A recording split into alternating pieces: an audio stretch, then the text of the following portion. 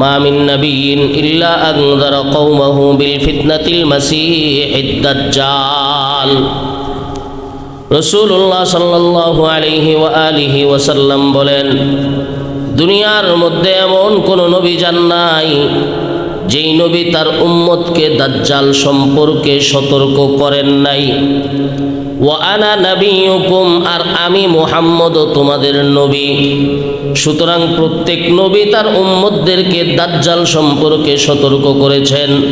আমারও দায়িত্ব তোমাদেরকে দাজ্জাল সম্পর্কে সতর্ক করা। অন্য হাদিসের মধ্যে রাসূলুল্লাহ সাল্লাল্লাহু আলাইহি ওয়া আলিহি ওয়াসাল্লাম বলেন, হযরত নূহ আলা নবিয়িনা ওয়া আলাইহিস সালাম থেকে নিয়ে আমার পূর্বে ঈসা ইবনে মারইয়াম পর্যন্ত প্রত্যেকটা নবী তার উম্মতদেরকে দাজ্জালের ফিতনা সম্পর্কে আলোচনা করেছেন, দাজ্জাল সম্পর্কে আলোচনা করেছেন। এখনো পর্যন্ত দাজ্জাল প্রকাশ পায় নাই। ওয়া আনা আখিরুন নবীন, আর আমি মুহাম্মাদুর রাসূলুল্লাহ হলাম সর্বশেষ নবী। ওয়া আনতুম আখিরুল উমাম, আর তোমরা হলে সর্বশেষ উম্মত। সুতরাং বোঝা যায় সাইয়াজহারু ফীকুম, দাজ্জাল অবশ্যই তোমাদের মধ্য থেকেই আত্মপ্রকাশ করবে। পবিত্র কোরআনের সূরা মুহাম্মদের 18 নম্বর আয়াতে আল্লাহ বলেন, ফাহাল ইয়ানজুরুনা ইল্লাস সাআতা আন তাতিয়াহুম বাগতা। তারা আর কিছুরই অপেক্ষা করছে না কিয়ামত ছাড়া, যেটা হঠাৎ করেই তাদের সামনে চলে আসবে। ফাকাদ জাআ আশরাতুহা, আর এর আলামত সমূহ তো চলে এসেছেই। ফাআন্না লাহুম ইযা জাআতহুম যিকরাহুম, যখন আসবে তখন তাদের উপদেশ গ্রহণ করাটা কি কাজে আসবে। হাদিসে পাকের মধ্যে রাসূলুল্লাহ সাল্লাল্লাহু আলাইহি ওয়াসাল্লাম ইরশাদ করেন, মা বাইনা খালকি আদমা ইলা কিয়ামিস সাআতি আমরুন আকবার মিন ফিতনাতিল মাসীহিদ দাজ্জাল। হযরত আদম আলা নবিয়িনা ওয়া আলাইহিস সালামের সৃষ্টি থেকে শুরু করে নিয়ে কিয়ামত পর্যন্ত যতগুলো বিষয় আছে, সমস্ত বিষয়ের মধ্যে সবচেয়ে মারাত্মক ও কঠিন বিষয় হলো মাসীহুদ দাজ্জালের ফিতনা। ধারাবাহিকভাবে আমাদের আলোচনা চলছিল কিয়ামতের আলামতের উপরে। বলা হয়েছিল কিয়ামতের একেবারে বড় বড় আলামত 10টা, যেই 10টার কথা একসাথে রাসূলুল্লাহ সাল্লাল্লাহু আলাইহি ওয়াসাল্লাম সাহাবায়ে কেরামদেরকে বলেছিলেন। হাদিসের বর্ণনাকারী সাহাবী হযরত হুযায়ফা ইবনুল ইয়ামান রাদিয়াল্লাহু তাআলা আনহু তিনি বলেন, কুন্না নাতাযাকারু যাতা ইয়াউমিন, আমরা কয়েকজন সাহাবায়ে কেরাম মিলে একদিন আলোচনা করছিলাম। ফাতলা আলাইনা রাসূলুল্লাহ সাল্লাল্লাহু আলাইহি ওয়াসাল্লাম, হঠাৎ করে আমাদের মাঝে রাসূলুল্লাহ সাল্লাল্লাহু আলাইহি ওয়াসাল্লাম আসলেন। ফাকাল, জিজ্ঞাসা করলেন, মা তাতাযাকারুন, তোমরা কিসের আলোচনা করো? আমরা বললাম, নাতাযাকারুস সাআহ, আমরা কিয়ামত নিয়ে আলোচনা করছি। রাসূলুল্লাহ সাল্লাল্লাহু আলাইহি ওয়াসাল্লাম সাহাবায়ে কেরামদের চেহারা দেখে বুঝলেন যে তারা কিয়ামতের ব্যাপারে অত্যন্ত ভীত সন্ত্রস্ত, পেরেশান। এজন্য নবীজি তাদের পেরেশানিকে হালকা করার জন্য বললেন, লা তাকুমুস সাআ হাত্তা ইয়াতিয়া ফীকুম, ততদিন পর্যন্ত কিয়ামত কায়েম হবে না যতদিন পর্যন্ত তোমাদের মাঝে 10টা জিনিস আসবে। এই 10 জিনিসের মধ্যে হাতে গুনে গুনে নবীজি 10টা জিনিসের কথা বলেছেন। ফাযাকারাদ দাজ্জাল, নবীজি আলোচনা করেছেন দাজ্জাল সম্পর্কে। ওয়া তুলু আশ-শামসি মিন মাগরিবিহা, পশ্চিম দিক থেকে সূর্য উদিত হওয়া সম্পর্কে, ওয়া নুজুল ঈসা ইবনে মারইয়াম, হযরত ঈসা ইবনে মারইয়ামের আগমন সম্পর্কে, ওয়া খুরুজুদ দাব্বা, বিশেষ এক ধরনের প্রাণী বের হবে তার সম্পর্কে আলোচনা করেছেন, ওয়া খুরুজ ইয়াজুজ মাজুজ, ইয়াজুজ মাজুজের কথা আলোচনা করেছেন, ওয়া দুখান, বিশেষ এক ধরনের ধোঁয়ার কথা নবীজি আলোচনা করেছেন, ওয়া সালাসাতা খুসুফিন, এবং 3টা ভূমিধসের কথা আলোচনা করেছেন, খসফুন বিল মাশরিকি, একটা ভূমিধস হবে পশ্চিম দেশে, ওয়া খসফুন বিল মাগরিবি, একটা ভূমিধস হবে পূর্ব দেশে, ওয়া খসফুন ফি জাজিরাতিল আরবি, আরেকটা ভূমিধস হবে আরব উপদ্বীপের মধ্যে, ওয়া আখিরু যালিকা নারুন তাখরুজুন নাস ইলাল মাহশার, সর্বশেষ ইয়ামান থেকে একটা আগুন বের হবে, যে আগুন মানুষকে হাকায়া হাকায়া হাসরের ময়দানের দিকে নিয়ে যাবে। এইভাবে নবীজি হাতে গুনে গুনে 10টা আলামতের কথা আলোচনা করেছেন। উম্মতে মুসলিমার উলামায়ে কেরামদের ব্যাখ্যা অনুযায়ী এই 10 আলামত হলো কিয়ামতের আলামাতুল কুবরা, বড় আলামত। বড় আলামত মানে যার পরেই কিয়ামত কায়েম হয়ে যাবে, বেশি দিন আর বাকি থাকবে না। আল্লাহ সুবহানাহু ওয়া তাআলা সূরা মুহাম্মদের 18 নম্বর আয়াতে বললেন, ফাকাদ জাআ আশরাতুহা, কিয়ামতের আলামত তো চলেই এসেছে। সেই হিসেবে আমরা আগেও বলেছিলাম কিয়ামতের আলামতগুলো 3 ধরনের। কয় ধরনের? একটা হলো আলামাতে সুগরা, আরেকটা হলো আলামাতে উস্তা, আরেকটা হলো আলামাতে কুবরা। একটা হলো ছোট আলামত, আরেকটা হলো মধ্যম পর্যায়ের আলামত, আরেকটা হলো বড় পর্যায়ের আলামত। বুঝে থাকলে বলেন কিয়ামতের আলামত কয় প্রকার? 3 প্রকার। ছোট আলামত বলতে ওই সমস্ত আলামতকে বলা হয় যেগুলো আসার পরেও কিয়ামত আসতে অনেক দিন বাকি আছে। মধ্যম আলামত বলতে ওই সমস্ত আলামতগুলোকে বলা হয় যেগুলো কিয়ামতের বড় এবং ছোট আলামতের মাঝামাঝি থাকবে, এরপরেই বড় আলামতগুলো প্রকাশ পাবে।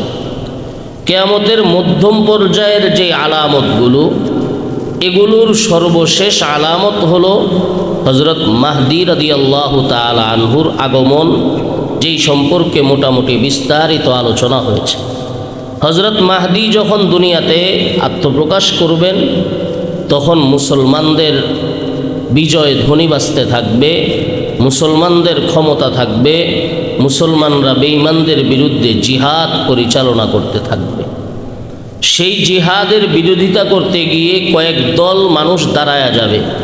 তাদের মধ্যে এক দল মানুষ থাকবে ইয়াহুদি, যে ইয়াহুদিরা মুসলমানদের এই জিহাদকে কোনোভাবেই মেনে নিতে পারবে না। ঠিক ওই সময়ই ইয়াহুদিদের মধ্য থেকেই দাজ্জালের আবির্ভাব হবে, যেই দাজ্জাল হবে ইয়াহুদিদের নেতা।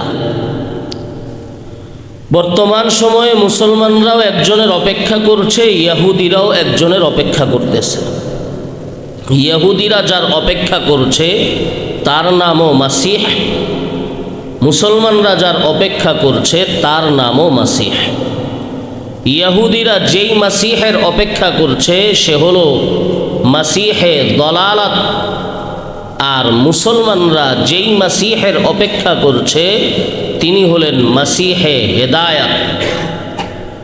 ইয়াহুদিদের মাসিহের নাম হলো দাজ্জাল, মুসলমানদের মাসিহের নাম হলো হযরত ঈসা আলা নবিয়িনা ওয়া আলাইহিস সালাম। বুঝে থাকলে বলেন মাসিহ কয় ধরনের? এক প্রকার মাসিহ হলো মাসিহে হেদায়াত, আরেক ধরনের মাসিহ হলো মাসিহে দলালাত, পথভ্রষ্টতার মাসিহ আর হেদায়াতের মাসিহ। মুসলমানদেরকে যে সমস্ত কথা জীবনভর মনে রাখা দরকার, এই আলোচনাগুলো সে সমস্ত কথাবার্তার অন্তর্ভুক্ত। সুতরাং আশা করব মনোযোগের সাথে কথাগুলো শুনবেন আমলের নিয়তে শুনবেন, মুখস্থ রাখার নিয়তে শুনবেন ইনশাআল্লাহ। ই সুখুন আজ গোশে দিল বায়াত সুনুদ, গোশে গিল ই জানাদারদ হিচে সুদ, গোশে গিল বা জুমলা হাইওয়া হামদামাস, গোশে দিল বা নসলে আদম মখসুসাস। দ্বীনের কথাবার্তাগুলো অন্তরের কান দিয়ে শ্রবণ করা চাই। এখানে চর্মের কান, চামড়ার কান কোনো কাজে আসবে না। চামড়ার কান তো সবার সাথেই আছে, কিন্তু অন্তরের কান আল্লাহ পাক রব্বুল আলামিন শুধুমাত্র মানুষকেই দান করেছেন। অতএব দ্বীনের কথাবার্তাগুলো দিলের কান দিয়ে শোনা চাই। আল্লাহ পাক রব্বুল আলামিন আমাদের সকলকে তৌফিক দান করুন, সকলে বলি আমিন। তাহলে কিয়ামতের বড় 10 আলামতের মধ্যে সর্বপ্রথম যেই আলামতটা প্রকাশ পাবে সেটা হলো দাজ্জালের আত্মপ্রকাশ। দাজ্জাল কে? 1 নম্বর কথা হলো সে কি মানুষ না অন্য কোনো ধরনের জিনিস? আহলে সুন্নাত ওয়াল জামাতের সমস্ত উলামায়ে কেরামের ঐক্যমত্য ফয়সালা, দাজ্জাল খালকুন মিন খালকি আদম, দাজ্জাল আদম সন্তান তথা দুনিয়ার অন্যান্য মানুষ যেমন মানুষ, দাজ্জালও তেমনই একটা মানুষ। তাহলে ক্লিয়ার, দাজ্জাল এটা মানুষ, এটা অন্য কোনো জিনিস না। দাজ্জাল ফেরেশতাও না, দাজ্জাল জিনও না, দাজ্জাল মানুষ। দাজ্জাল অন্য কোনো পশু প্রাণীও না, ভিন্ন কোনো জিনিস না। অন্যান্য মানুষ যেমন মানুষ, দাজ্জালও এরকম একটা মানুষ। সুতরাং এই ব্যাপারে আশা করি সকলে আকীদা পরিষ্কার রাখবেন। হ্যাঁ, দুনিয়ার মধ্যে দাজ্জালি সভ্যতা আছে, দুনিয়ার মধ্যে দাজ্জালি প্রোপাগান্ডা আছে, দাজ্জালি কর্মকাণ্ড আছে, কিন্তু দাজ্জাল একজন ব্যক্তির নাম, দাজ্জাল একটা মানুষের নাম। এই জিনিসটা আমাদের মনে রাখা চাই। অনেকে দাজ্জালকে মানুষ মানতে চায় না, তারা সিস্টেমকেই বলতে চায় দাজ্জাল। না, সিস্টেমটা দাজ্জাল না, বরং দাজ্জালি কর্মকাণ্ড। বুঝাইতে পারলাম কথা? দুনিয়ার মধ্যে যেই সিস্টেমটা এখন চলছে, দুনিয়ার মধ্যে যেই সিস্টেমটা এখন চলছে, এই যে সিস্টেমটা, এই সিস্টেমটা, এই মিডিয়া নির্ভরতা এবং গ্লোবালাইজেশন, পুরা দুনিয়াটা মানুষের হাতের মুঠোর মধ্যে চলে আসা এবং নানান রকম নিত্য নতুন আবিষ্কার, এই যে মানুষগুলো করছে, এগুলোর নাম দাজ্জাল না। আপনি এগুলোকে বলতে পারেন দাজ্জালি সভ্যতা বা দাজ্জালি কর্মকাণ্ড। এমনও তথ্য প্রযুক্তি বের হয়েছে, আপনি এখানে বসা থাকবেন, আপনার সব কিছু প্রকাশ পেয়ে যাবে। আপনি এখানে বসা থাকবেন, এখানে বসে বসে অন্য জায়গা থেকে অস্ত্র চালিয়ে আপনাকে মেরে ফেলতে পারবে। এই তথ্য প্রযুক্তিও বর্তমান সময়ে বের হয়ে গেছে। সুতরাং এই যে এত তথ্য প্রযুক্তির উৎকর্ষতার যুগ, এত উন্নতির যুগ, এগুলোকে আমরা বলতে পারি দাজ্জালি ফিতনা। কিন্তু দাজ্জাল দিন শেষে একটা মানুষের নাম। এই দাজ্জাল কোথা থেকে বের হবে? 2 নম্বর কথা, রাসূলুল্লাহ সাল্লাল্লাহু আলাইহি ওয়া আলিহি ওয়াসাল্লাম হাদিসে পাকের মধ্যে বলেন, বর্ণনাকারী সাহাবী হযরত আবু উমামা বাহিলি রাদিয়াল্লাহু তাআলা আনহু, হযরত আবু উমামা বাহিলি রাদিয়াল্লাহু তাআলা আনহু তিনি বলেন, রাসূলুল্লাহ সাল্লাল্লাহু আলাইহি ওয়া আলিহি ওয়াসাল্লাম একদিন সারা দিন ব্যাপী আমাদেরকে নসিহত করেছেন। সেই সারাদিন ব্যাপী নসিহতের মধ্যে নবীজির মূল আলোচনার বিষয়টাই ছিল দাজ্জালের আলোচনা। নবীজি বলেন, মা মিন নাবিয়্যিন ইল্লা আনযারা কওমাহু বিল ফিতনাতিল মাসীহিদ দাজ্জাল। রাসূলুল্লাহ সাল্লাল্লাহু আলাইহি ওয়া আলিহি ওয়াসাল্লাম বলেন, দুনিয়ার মধ্যে এমন কোন নবী যান নাই যেই নবী তার উম্মতকে দাজ্জাল সম্পর্কে সতর্ক করেন নাই। ওয়া আনা নবিয়ুকুম, আর আমি মুহাম্মদ তোমাদের নবী। সুতরাং প্রত্যেক নবী তার উম্মতদেরকে দাজ্জাল সম্পর্কে সতর্ক করেছেন। আমারও দায়িত্ব তোমাদেরকে দাজ্জাল সম্পর্কে সতর্ক করা। অন্য হাদিসের মধ্যে রাসূলুল্লাহ সাল্লাল্লাহু আলাইহি ওয়া আলিহি ওয়াসাল্লাম বলেন, হযরত নূহ আলা নবীনা ওয়া আলাইহিস সালাম থেকে নিয়ে আমার পূর্বে ঈসা ইবনে মারইয়াম পর্যন্ত প্রত্যেকটা নবী তার উম্মতদেরকে দাজ্জালের ফিতনা সম্পর্কে আলোচনা করেছেন, দাজ্জাল সম্পর্কে আলোচনা করেছেন। এখনো পর্যন্ত দাজ্জাল প্রকাশ পায় নাই। ওয়া আনা আখিরুন নবীন, আর আমি মুহাম্মাদুর রাসূলুল্লাহ হলাম সর্বশেষ নবী। ওয়া আনতুম আখিরুল উমাম, আর তোমরা হলে সর্বশেষ উম্মত। সুতরাং বোঝা যায় সাইয়াজহারু ফীকুম, দাজ্জাল অবশ্যই তোমাদের মধ্য থেকেই আত্মপ্রকাশ করবে। আমি হলাম সর্বশেষ নবী আর তোমরা হলো সর্বশেষ উম্মত। তোমাদের পরে আর কোনো নতুন উম্মত দুনিয়ার মধ্যে আসবে না, দাজ্জাল দুনিয়ার মধ্যে আসবেই। সুতরাং তোমাদের পরে আর কোনো উম্মত না আসা আর দাজ্জালের দুনিয়ার মধ্যে আগমন করাটাই প্রমাণ করে দাজ্জাল আমার উম্মতদের মধ্য থেকেই প্রকাশ পাবে। রাসূলুল্লাহ সাল্লাল্লাহু আলাইহি ওয়া আলিহি ওয়াসাল্লাম বলেন, দাজ্জাল যদি আমার জীবদ্দশায় আত্মপ্রকাশ করে, দাজ্জাল যদি আমার জীবদ্দশায় আত্মপ্রকাশ করে, ফাআনা হাজিজুন আন কুল্লি মুসলিমিন, আমি মুহাম্মাদুর রাসূলুল্লাহ দাজ্জালের মোকাবেলা করার জন্য একাই যথেষ্ট।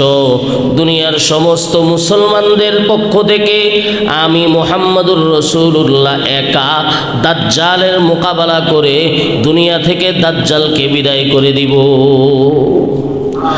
আর যদি আমার জীবদ্দশায় দাজ্জাল প্রকাশ না পায়, নবী বলেন, তাহলে মুসলমানেরা তোমরা সাবধান থাকিও।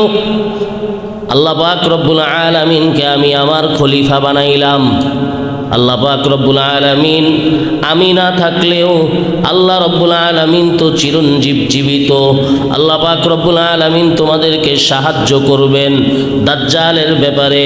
দাজ্জালের ফিতনা থেকে বাঁচার জন্য আমি মুহাম্মাদুর রাসূলুল্লাহ দোয়া করছি, আল্লাহ রব্বুল আলামিন যেন তোমাদের প্রত্যেক মুসলমানদেরকে হেফাজত করেন।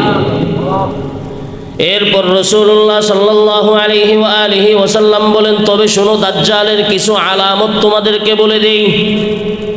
এবার রাসূলুল্লাহ সাল্লাল্লাহু আলাইহি ওয়া আলিহি ওয়াসাল্লাম বলেন, মাকতুবুন বাইনা আইনাইহি কাফির, দাজ্জালের দুই চোখের মাঝখানে কপালের মধ্যে লেখা থাকবে কাফের। দাজ্জালের দুই চোখের মাঝে কপালে কি লেখা থাকবে? আরবিতে লেখা থাকবে কাফের, কাফ আলিফ ফা র। রাসূলুল্লাহ সাল্লাল্লাহু আলাইহি ওয়া আলিহি ওয়াসাল্লাম বলেন, দাজ্জালের দুই চোখের মাঝখানে যে কাফের লেখা থাকবে, ইয়াকরাউহা কুল্লু মুসলিমিন, প্রত্যেক মুসলমান সেটা পড়তে পারবে, চাই ওই মুসলমান আরবি জানুক আর না জানুক। আল্লাহ পাক রব্বুল আলামিন প্রত্যেক মুসলমানকে এই কাফের লেখাটা দেখার মতো যোগ্যতা, বুঝার মতো যোগ্যতা আল্লাহ প্রত্যেক মুসলমানকে দাঁড় করে দিবে।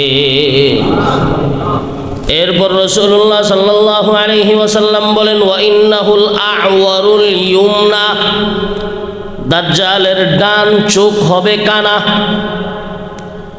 অন্য হাদিসের মধ্যে রাসূলুল্লাহ সাল্লাল্লাহু আলাইহি ওয়া আলিহি ওয়াসাল্লাম বলেন, আন্নাহু মামসুহুল আইনাইন, দাজ্জালের আইনিল ইউসরা, দাজ্জালের বাম চোখ হবে মুসা।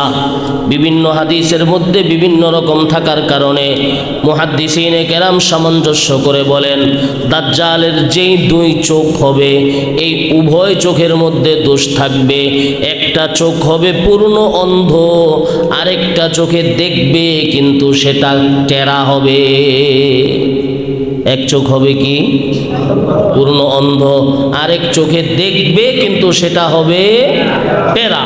মুহাদ্দিসিনে কেরাম বলেন দাজ্জালের বাম চোখ হবে অন্ধ। বাম চোখ কি হবে?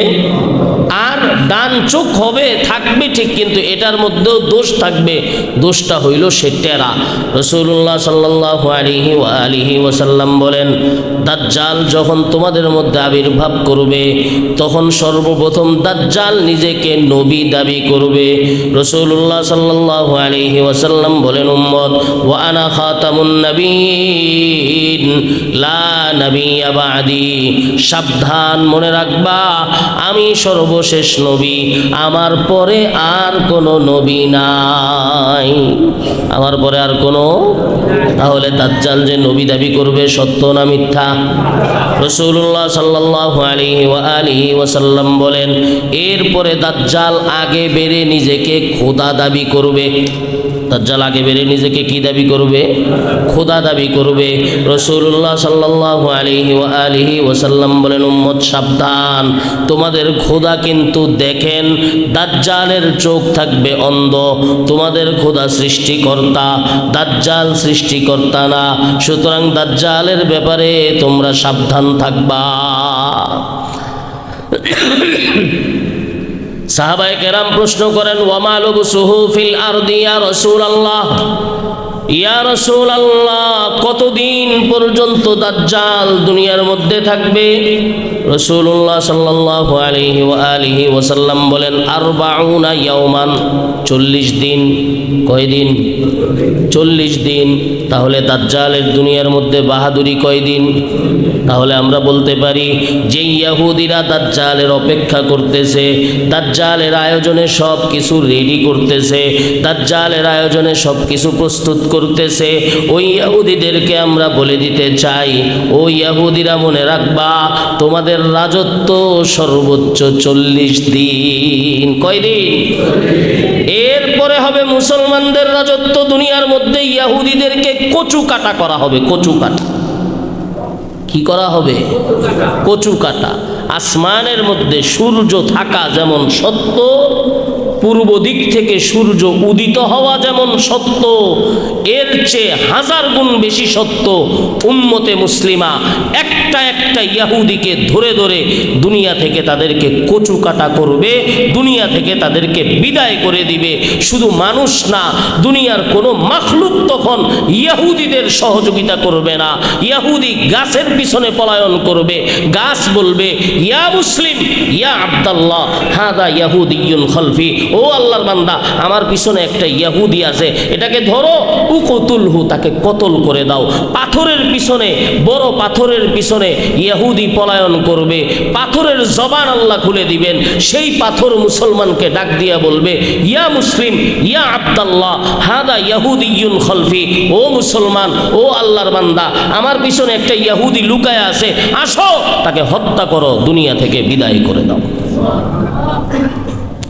সেই ইহুদিরাও অপেক্ষা করতেছে দাজ্জাল আসবে, দাজ্জালের ক্ষমতা দেখাবে, মুসলমানদেরকে শেষ করবে। আমরা বলতে চাই ইহুদিরা তোমাদের রাজত্ব যতই অপেক্ষা করো, মনে রাখবা তোমাদের রাজত্বের সর্বোচ্চ সীমা কয়দিন? 40 দিন। রাসূলুল্লাহ সাল্লাল্লাহু আলাইহি ওয়া আলিহি ওয়াসাল্লাম বলেন উম্মত 40 ইয়াওমান, দাজ্জাল দুনিয়ার মধ্যে 40 দিন থাকবে। 40 দিন।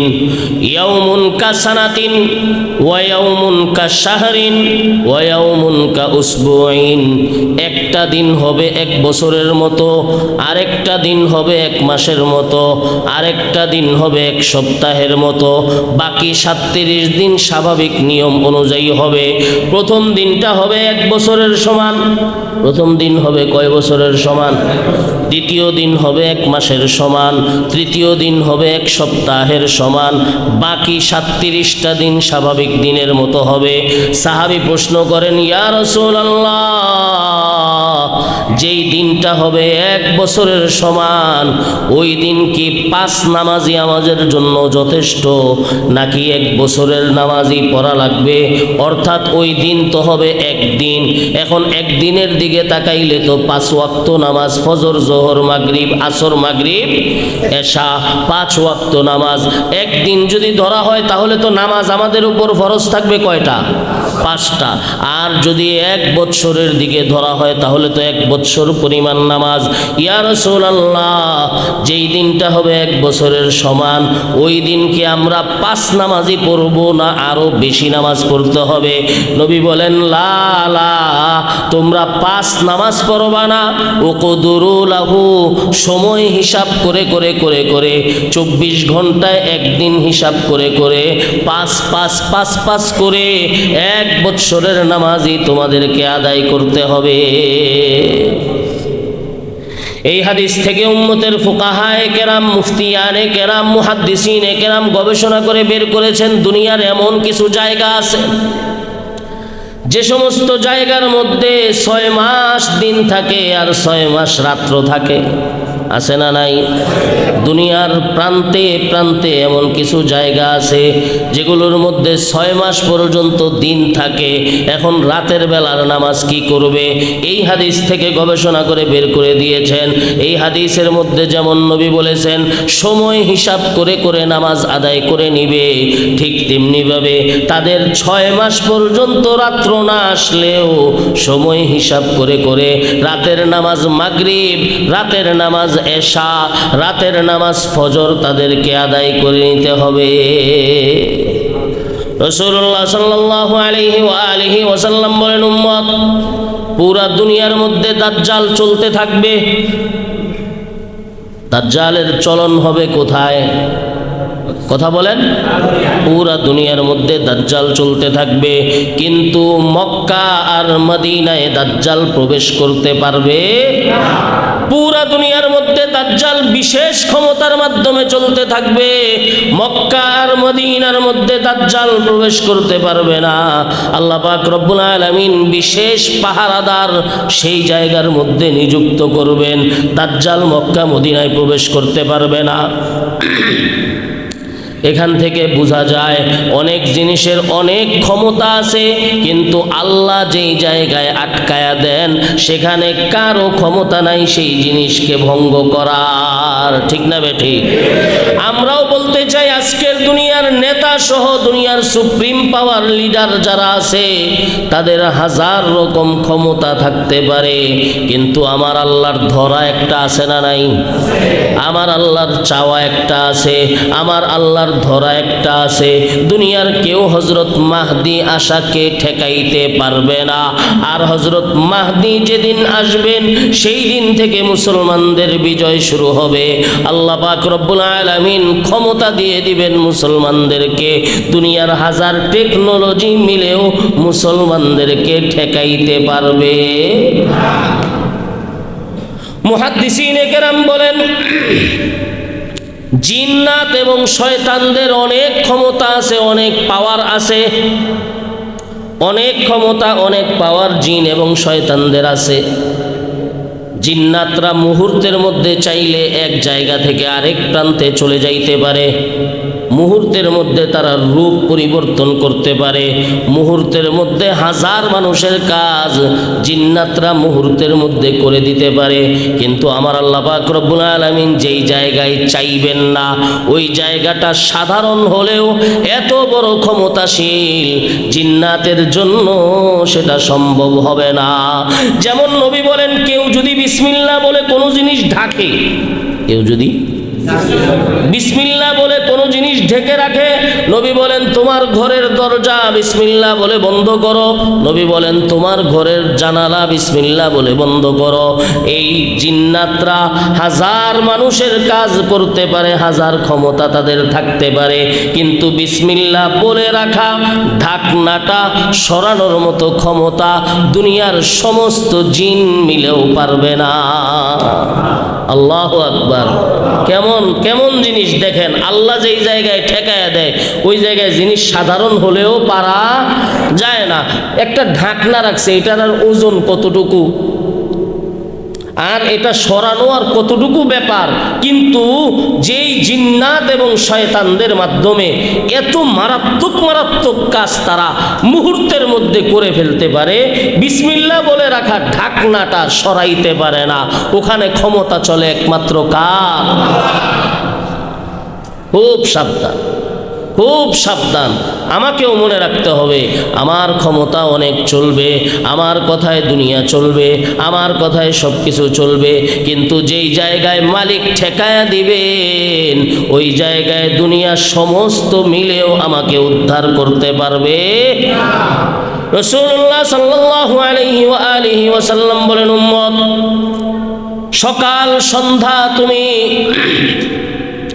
3 বার সূরা ইখলাস পাঠ করবা, 3 বার সূরা ফালাক পাঠ করবা, 3 বার সূরা নাস পাঠ করবা।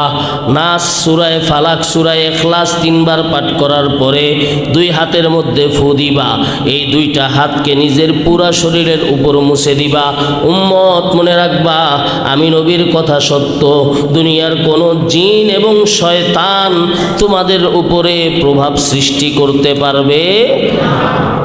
রাসূলুল্লাহ সাল্লাল্লাহু আলাইহি ওয়া আলিহি ওয়াসাল্লাম বলেন, উম্মত ফজরের নামাজের পরে 10 বার পড়বা, মাগরিবের নামাজের পরে 10 বার পড়বা লা ইলাহা ইল্লাল্লাহু ওয়াহদাহু লা শারীকা লাহু লাহুল মুলকু ওয়া লাহুল হামদু ওয়া হুয়া আলা কুল্লি শাইইন কাদির।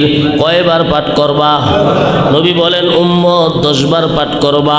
ফজরের পরে 10 বার পাঠ করবা লা ইলাহা ইল্লাল্লাহু ওয়াহদাহু লা শারীকা লাহু লাহুল মুলকু ওয়া লাহুল হামদু ওয়া হুয়া আলা কুল্লি শাইইন কাদির। মাগরিবের পরে 10 বার পাঠ করবা। উম্মত দুনিয়ার সমস্ত জিন শয়তান মিলেও তোমার পশম পর্যন্ত বাঁকা করতে পারবে। আল্লাহ যেই জায়গায় ঠেকায় দেন সেখানে কেউ এটা ভাঙতে পারে? শয়তানকে যখন আল্লাহ পাক রব্বুল আলামিন লানত প্রাপ্ত বানাইছেন, শয়তান হযরত আদমকে সিজদা না করার কারণে আল্লাহ সুবহানাহু ওয়া তাআলা যখন শয়তানকে বললেন, ওয়া ইন্না আলাইকা লা'নাতি ইলা ইয়াউমিদ্দিন, ও শয়তান তোর উপরে আমি আল্লাহর লানত কিয়ামতের দিন পর্যন্ত চলতে থাকবে। শয়তান আল্লাহকে চ্যালেঞ্জ করে বলে, আল্লাহ ফাবি ইজ্জাতিকা লা উগওয়ান্নাহুম আজমাইন, আয় আল্লাহ আপনার শপথ করে বলি, যেই আদমের কারণে আমাকে পথভ্রষ্ট হতে হয়েছে, যেই আদমের কারণে আমাকে অভিশপ্ত হতে হয়েছে, আল্লাহ ওই আদমের সন্তানদেরকে আমি রেহাই দিব না, ওই আদমের সন্তানদেরকে আমি পথভ্রষ্ট করতেই থাকব। কিভাবে পথভ্রষ্ট করব আল্লাহ? সুম্মা লাআতিয়ান্নাহুম মিন বাইনি আইদিহিম, আমি সামনের দিক থেকে এসে ধোঁকা দিব, ওয়া মিন খালফিহিম, পিছন দিক থেকে এসে ধোঁকা দিব, ওয়া আন আইমানিহিম, ডান দিক থেকে এসে ধোঁকা দিব, ওয়া আন শামাইলিহিম, আয় আল্লাহ আমি তাদেরকে বাম দিক থেকে এসে ধোঁকা দিব। আমার আল্লাহ বলেন, শয়তান তোর ক্ষমতা ওই পর্যন্ত চলবে যতক্ষণ পর্যন্ত আমি চালাইতে দিব। যেই জায়গায় আমি আল্লাহ ঠেকায় দিব সেই জায়গায় তোর ক্ষমতা চলবে না। তাকায় দেখ, আমি আল্লাহ তোকে 4টা দিকের কথা বলাইছি, কিন্তু 2টা দিক বাকি রাখছি। এক দিক হলো উপরের দিক, আরেক দিক হলো নিচের দিক। সামনের দিক থেকে শয়তান আসতে পারে, পিছন দিক থেকে শয়তান আসতে পারে, ডান দিক থেকে শয়তান আসতে পারে, বাম দিক থেকে শয়তান আসতে পারে। দিক আরো 2টা আছে। আল্লাহ বলেন, উপরের দিক বাকি আছে, নিচের দিক বাকি আছে। আমার বান্দা যখন 4 দিক থেকে তোর ধোঁকা পাইয়া কোনো গুনাহ করবে, উপরের দিকে 2টা হাত তুলবে, আমি আল্লাহ মুহূর্তের মধ্যে তোর সারা জীবনের চেষ্টা মুহূর্তের মধ্যে মিটায়া আমি আমার বান্দাটাকে জান্নাতি বানায়া দিব। ও শয়তান, তুই 4 দিক থেকে আসবি, উপরের দিক আর নিচের দিকের কথা বলিস নাই। আমার বান্দা যখন নিচের দিকে আমাকে একটা সেজদা দিবে আর 1 ফোঁটা চোখের পানি ফালাইয়া নিজের সারা জীবনের গুনাহগুলোকে মাফ চাইবে, আমি আল্লাহ মুহূর্তের মধ্যে আমার বান্দার সারা জীবনের গুনাহ যেগুলো তুই শয়তানের চেষ্টার ফসল, আমি আল্লাহ 1 ফোঁটা চোখের পানির কারণে, সেজদায় আমার কাছে নত হওয়ার কারণে, নিচের দিকে যাওয়ার কারণে আমার বান্দার সারা জীবনের গুনাহ মুহূর্তের মধ্যে মাফ করে আমার বান্দাকে জান্নাতি বানায় দিব। তাহলে ক্ষমতাওয়ালার ক্ষমতা চলে, আল্লাহ ঠেকায় দিলে আর বলেন, আল্লাহ ঠেকায় দিলে আর চলে না। ক্ষমতাওয়ালার ক্ষমতা সব জায়গায় চলে, কিন্তু আল্লাহ যেই জায়গায় ঠেকায় দেন সেখানে দুনিয়ার কোনো ক্ষমতাওয়ালার ক্ষমতা। ফেরাউন হাদিহিল আনহারু তাজরি মিন তাহতি, অহংকার করে বলে আনা রব্বুকুমুল আলা, এ মিশরবাসী তোমাদের বড় খোদা আমি ফেরাউন, নাউজুবিল্লাহ। তোমাদের বড় খোদা কে? আমি ফেরাউন। আলাইসা লি মুলকু মিসর ওয়া হাদিহিল আনহারু তাজরি মিন তাহতি, এ মিশরের মধ্যে যেই নদীগুলো প্রবাহিত হয় এগুলো আমার ক্ষমতায় প্রবাহিত হয়। আল্লাহ বলে তোকে এই নদীর মধ্যেই চুবাইয়া আমি শেষ করে দেব, এই নদীর মধ্যেই চুবাইয়া তোরে আমি কি করে দিব। ঠিক আল্লাহ পাক রব্বুল আলামিন সেই লোহিত সাগরের মধ্যেই ফেরাউনকে শেষ করছেন, যেই লোহিত সাগর দিয়া ফেরাউন অহংকার করেছে। সুতরাং অহংকার করা যাবে না, মনে রাখতে হবে ক্ষমতাওয়ালার ক্ষমতা সব জায়গায় চলবে, যেখানে আল্লাহ চাইবেন না সেখানে দুনিয়ার কোনো ক্ষমতাওয়ালার ক্ষমতা চলবে। দাজ্জালের ব্যাপারে আমরা এই পর্যন্ত যতটুকু কথা শুনলাম, এখান থেকে আমরা স্পষ্ট দাজ্জালের দুইটা নাম, মাসিহুদ দাজ্জাল, তাকে কি বলা হয়? মাসিহুদ দাজ্জাল। এখন এই নামদ্বয়ের অর্থ আমাদের জানা দরকার। মাসিহ শব্দের অর্থ কি আর দাজ্জাল শব্দের অর্থ কি? মাসিহ শব্দটা এসেছে মিম সিন হা, মাসিহ শব্দ এসেছে মিম সিন হা, মাসাহা, মাসেহ করা, মাসেহ করা। আপনারাও জানেন মাসেহ করা মানে হলো মুসা, মাসেহ করা মানে কি? মুসা। এখন দাজ্জালকে মাসিহ কেন বলা হয়? বলে দাজ্জালের চোখ মুসা হবে। দাজ্জালের চোখ কি হবে? এক চোখ মুসা হবে, আরেক চোখ মানে এক চোখ নাই এরকম অবস্থায় থাকবে, আরেক চোখ থাকবে টেরা। সুতরাং এই কারণে দাজ্জালকে বলা হয় মাসিহুদ দাজ্জাল। এই কারণে দাজ্জালকে কি বলা হয়? আবার হযরত ঈসা আলাইহিস সালামকেও বলা হয় ঈসা মসিহ, বলা হয় কি হয় না? শুনেন নাই আপনারা? হযরত ঈসা আলাইহিস সালামকেও কি বলা হয়? ঈসা মসিহ। ঈসা এই যে মসিহ, তাহলে হযরত ঈসাকেও বলা হয় মাসিহ, দাজ্জালকেও বলা হয় মাসিহ। দাজ্জালের মাসিহের অর্থ হলো তার বাম চোখটা হবে মুসা, এই জায়গার মধ্যে চোখের কোটরির মধ্যে চোখই থাকবে না, এই জায়গা হবে মুসা, এই কারণে তাকে বলা হয় মাসিহ। আর হযরত ঈসা আলা নবিয়িনা ওয়া আলাইহিস সালামকেও মাসিহ বলা হয়। কেন? কারণ আল্লাহ পাক রব্বুল আলামিন হযরত ঈসাকে ক্ষমতা দিয়েছিলেন, তিনি কুষ্ঠরোগীর উপরে হাত মুছতেন, কুষ্ঠরোগী সুস্থ হয়ে যাইত। তিনি অন্ধের চোখের উপরে হাত মুছতেন, অন্ধ সুস্থ হয়ে যাইত। তিনি শ্বেত রোগীর উপরে হাত মুছতেন, শ্বেত রোগী সুস্থ হয়ে যাইত। তার কাজও ছিল হাত মুছার দ্বারা, এই জন্য তাকে বলা হয় ঈসা মসিহ। দাজ্জালের চোখও হবে মুসা, এই জন্য তাকে বলা হয় মাসিহুদ দাজ্জাল। দুজনকেই মাসিহ বলা হয়, আর দুজনেই অপেক্ষমান। একজনের অপেক্ষা করছে ইহুদিরা, আরেকজনের অপেক্ষা করছে মুসলমানরা। ইহুদিদের মাসিহের নাম হলো মাসিহে দলালাত, মুসলমানদের মাসিহের নাম হলো মাসিহে হেদায়াত।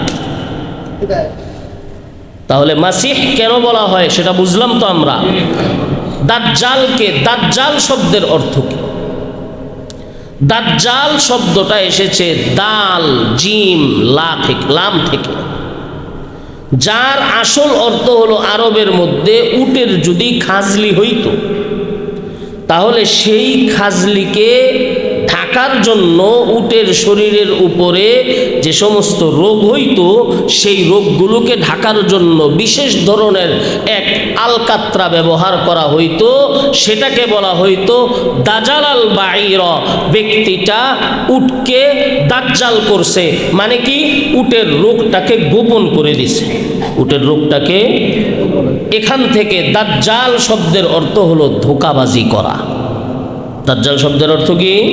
তাহলে দাজ্জাল কাকে বলা হয়? যে বড় ধোঁকাবাজ হবে, যে কি হবে? বড় ধোঁকাবাজ। কেমন ধোঁকাবাজ হবে? কেমন ধোঁকাবাজ হবে? রাসূলুল্লাহ সাল্লাল্লাহু আলাইহি ওয়া আলিহি ওয়াসাল্লাম বলেন, দাজ্জাল আসার আগের সময়গুলো, ঠিক যেই টাইমে দাজ্জালের আবির্ভাব হবে এর কয়েক বছর আগের সময়গুলো খুব মারাত্মক হবে, খুব অভাব যাবে। আল্লাহ সুবহানাহু ওয়া তাআলা তখন দাজ্জালকে বিশেষ ক্ষমতা দান করবেন। বিশেষ ক্ষমতা কি দান করবেন? দাজ্জালের চেলা চামুন্ডা থাকবে 70,000 ইহুদি। দাজ্জালের চেলা চামুন্ডা থাকবে কারা? 70,000 ইহুদি। এই দাজ্জাল যেখানেই চলবে এই 70,000 ইহুদিদেরকে সাথে নিয়ে চলবে, বিশাল বড় বাহিনী তার সাথে থাকবে। মুসলমানদের এলাকার মধ্যে যাবে, যাওয়ার পরে জিজ্ঞাসা করবে, এই তোমার কি সমস্যা? বলে আমার সমস্যা, আমার ক্ষেতের মধ্যে ফসল হয় না। দাজ্জাল বলবে, এই জমিন ফসল দাও, সাথে সাথে জমিন ফসল দিয়ে দিবে। আরেকজনকে জিজ্ঞাসা করবে, তোমার কি সমস্যা? বলে আমার জমিনের মধ্যে বৃষ্টি হয় না, এই জন্য আমার ফসল হয় না। দাজ্জাল আসমানকে বলবে, এই আসমান বৃষ্টি দাও, সাথে সাথে বৃষ্টি দান করে দিবে। আরেকজনকে জিজ্ঞাসা করবে, তোমার কি সমস্যা? বলে আমার পশু পাখির মধ্যে, আমার পশুর মধ্যে দুধ নাই, দুধের ব্যবস্থা নাই। দাজ্জাল গরুর পিঠে হাত রেখে বলবে, এই গরু দুধ দাও, সাথে সাথে গরু দুধ দিবে। দাজ্জালের এই মারাত্মক ক্ষমতা দেখার কারণে লক্ষ লক্ষ মুসলমান দাজ্জালের এই ধোঁকাবাজির কারণে মুসলমান কাফের হয়ে যাবে। কি হয়ে যাবে? কাফের হয়ে যাবে। এই কাফের হওয়ার পিছনে কারণটা কি? নবীজি বলেন, দাজ্জাল আসার আগের যেই সময়টা থাকবে এই সময়টার মধ্যে মারাত্মক ধোঁকাবাজি চলতে থাকবে। সত্যবাদী হয়ে যাবে মিথ্যুক, আর মিথ্যাবাদী হয়ে যাবে সত্যবাদী। বলেন, দুনিয়ার মধ্যে বর্তমানে মিথ্যা সংবাদগুলোকে আমরা সত্য মনে করি কি করি না? কেন করি? মিডিয়ার কারসাজির কারণে। কিসের কারসাজি? মিডিয়ার কারসাজি। মিডিয়ার কারসাজি, মিডিয়ার মধ্যে একটা জিনিস প্রকাশ পাইছে, বাস আমরাও প্রচার করতে শুরু করছি। বাস্তব না অবাস্তব, সত্য না মিথ্যা, কোনো জিনিস আমরা দেখি না। নবী বলেন, এই যে এই জিনিসটাই দাজ্জাল আসার আগে খুব চূড়ান্ত রূপ ধারণ করবে। ওই সময় মানুষের মধ্যে সত্য মিথ্যা নির্ণয়ের পার্থক্য থাকবে না। ঠিক ওই টাইমে আল্লাহ দাজ্জালকে পাঠাবেন। দাজ্জালের এই বিশেষ ক্ষমতা দেখার কারণে লক্ষ লক্ষ মুসলমান দাজ্জালের অনুসারী হইয়া বেঈমান হয়ে যাবে। অথচ দাজ্জালের কপালের মধ্যে কি লেখা থাকবে? কাফের লেখা। দেখার পরেও মুসলমান বেঈমান হয়ে যাবে। আল্লাহ আমাদের ঈমানকে হেফাজত করে। আমি আরো আশ্চর্য হয়েছি একটা হাদিস দেখার পরে। নবী বলেন, দাজ্জালের সাথে 2 জন ফেরেশতা থাকবে। কয়জন? 2 জন ফেরেশতা থাকবে। দাজ্জাল যখন মানুষকে বলবে, আমি ফসল দেওয়ার ক্ষমতা রাখি, আমি আসমান থেকে বৃষ্টি বর্ষণের ক্ষমতা রাখি, আমি পশুর মধ্যে প্রজনন ক্ষমতা দেওয়ার ক্ষমতা রাখি, আমি জমিন থেকে ফসল বের করার ক্ষমতা রাখি, আসমান জমিনকে আমার কথায় চালাইতে পারি, তখন একজন ফেরেশতা বলবে, ও দাজ্জাল তুই মিথ্যাবাদী, তুই মিথ্যা কথা বলতেছিস। আর পাশে আরেকজন ফেরেশতা বলবে, ও দাজ্জাল তুই সত্যবাদী, তুই সত্য কথা বলতেছিস। নবী বলেন, যেই ফেরেশতা বলবে ও দাজ্জাল তুই মিথ্যাবাদী, ওই ফেরেশতার কথা দুনিয়ার কোনো মানুষ শুনবে না। আর যেই ফেরেশতা দাজ্জালকে সত্যবাদী বলবে, ওই ফেরেশতার কথা দুনিয়ার সব মানুষ শুনবে। ঈমান কয়জনের থাকবে বলেন? হ্যাঁ, কি অবস্থা হবে? 2 জন ফেরেশতা থাকবে। একজন ফেরেশতা বলবে, ও দাজ্জাল তুই মিথ্যাবাদী, তুই মিথ্যা কথা বলতেছিস, এই ফেরেশতার কথা কেউ শুনবে না। আর একজন ফেরেশতা তার মুখের উপরে বলবে, তুই সত্যবাদী, তুই সত্য কথা বলতেছিস, এই কথাটাই দুনিয়ার মানুষরা শুনবে। এবার বলেন, ঈমান হেফাজত হবে কিভাবে? কিন্তু যারা খালেস ঈমানদার হবে, নবীর দেখানো পথ অনুযায়ী যারা সারা জীবন চলবে, আল্লাহ তাদেরকে দাজ্জালের ফিতনা থেকে অবশ্যই হেফাজত করবেন। কিভাবে হেফাজত করবেন? আল্লাহ সুবহানাহু ওয়া তাআলা ওই সময় প্রকাশ করবেন। দাজ্জাল একজন খাঁটি মুসলমানের সামনে যাবে, তাকে বলবে, এই তুমি কি আমাকে রব মানো? বলে, না, তোকে আমি রব মানি না, আমার রব হলেন আল্লাহ। এই কথা বলার পরে দাজ্জাল বলে, কি করলে তোর আল্লাহ কি করে?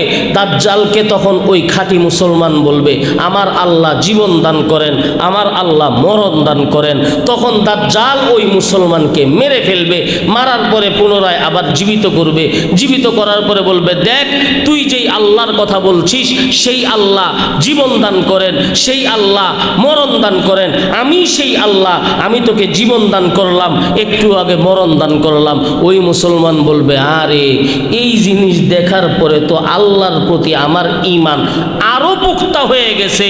তুই যে বাস্তবেই একজন ধোঁকাবাজ সেটা আরো প্রকাশ পেয়ে গেছে। তাহলে খাঁটি মুসলমানদের ঈমানের হেফাজত করবেন কে?